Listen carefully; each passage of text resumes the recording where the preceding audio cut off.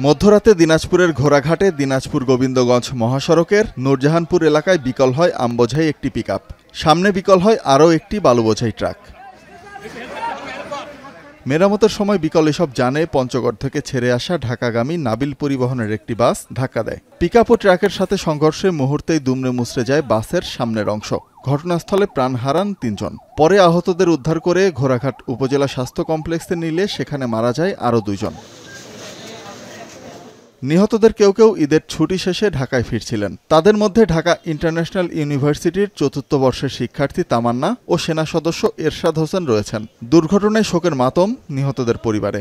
খুব স্পিডে আসতেছিল গাড়িটা, ওখানে পুলিশের সিগন্যাল দিছে, পুলিশের সিগন্যাল ওভারটেক করে আসে গাড়িটা ওই ট্রাকের সাথে এসে বাজা দিছে। বাজাতে এখানে মোটামুটি আমের লোক একটা মারা গেছে, 5টা গাড়ি যাত্রী মারা গেছে। সকাল 7টার দিকে খবর পেয়েছি, খবর পায় এখানে আসা। এদিকে ঘটনাস্থল থেকে সরানো হয়েছে দুর্ঘটনা কবলিত বাস, ট্রাক ও পিকআপ। স্বাভাবিক রয়েছে যান চলাচল। সিআইডির মাধ্যমে এবং আমাদের বিভিন্ন কৌশলের মাধ্যমে আমরা তাদেরকে শনাক্ত করতে পেরেছি এবং এর মধ্যে একজন সেনা সদস্য আছেন, তার বাড়ি হচ্ছে ঠাকুরগাঁও জেলায়। একজন ছাত্রী আছেন, তার বাড়িও ঠাকুরগাঁও জেলা, তার নাম তামান্না। 2 জন নারীকে আমরা প্রাথমিকভাবে চিকিৎসা দেওয়ার পরে বাহিরে উন্নত চিকিৎসার জন্য রেফার করেছি। আর তাছাড়াও আমাদের 2 জন রোগী এখানে এসে চিকিৎসা নিয়ে তারা বাড়ি চলে গেছেন। রোগীদের অবস্থা একটু আশঙ্কাজনক ছিল।